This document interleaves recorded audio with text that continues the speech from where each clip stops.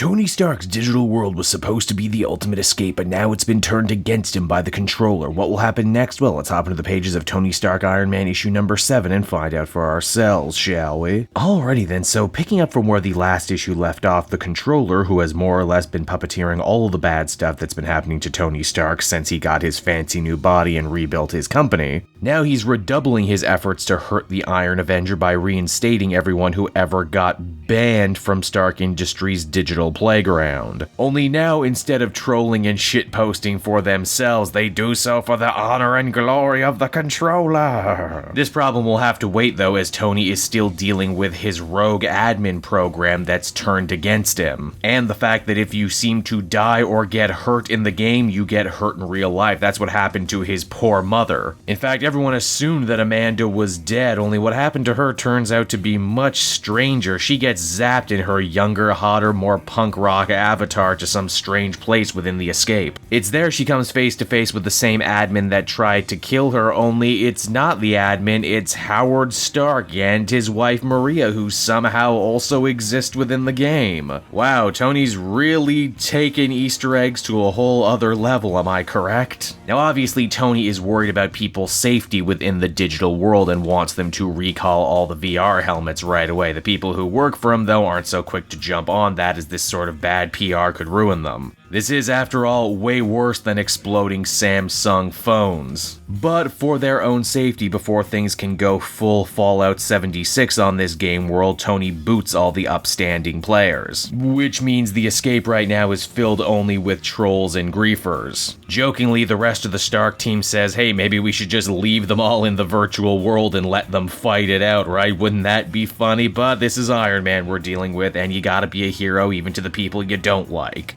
Now, obviously, Iron Man figured something would be going down with the controller ever since he found that disc on the back of Fin Fang Foom in the first issue of this new series, and so he's more than ready to track the villain. But he can't trust a lot of the systems in his own armor right now, as they were working on the same architecture as Escape, and because of that, he has to get Friday back involved and re-downloaded into his suit, even though she totally doesn't want to. Tony also thinks the hacked game helmet that Machine Man was using in a previous story would probably be pretty useful now, and sends Jocasta to go deal with her ex, even though that is also super uncomfortable for her. Ultimately, the former Bride of Ultron is able to get Machine Man back on the good guys team by saying, hey, do you want to keep wallowing in self-pity, or do you want to be a hero like you used to be? Now, the good guys managed to hunt down Controller at his base in New Jersey, obviously, super easily, so much to the point they know this has to be some sort of trap. It's at that moment a series of drones dispatched from the base. These drones are carrying packages to the homes of all the people that were banned from the Escape game. What are they dropping off exactly? No, you know, knives, guns, explosives, implements of death, that sort of thing. Controller calls them his loot boxes, for you see, he just doesn't control these people in the video game, he controls them in real life too. And while Tony tried desperately to save these people in the virtual world, it's the real world that's going to have to be scared of them as they go on a giant gamer rampage. And so that was Tony Stark Iron Man issue number 7, everybody, and overall I continue to enjoy what Slott is doing on this book. It's fun, we get some nice stuff with the supporting cast, the actual mystery of what the escape was meant to be continues to grow. Keep in mind, Stark designed it to be more than just a video game, but actually a place to house his consciousness if his new cloned body were to give out on him, and that seems to be the direction they're going.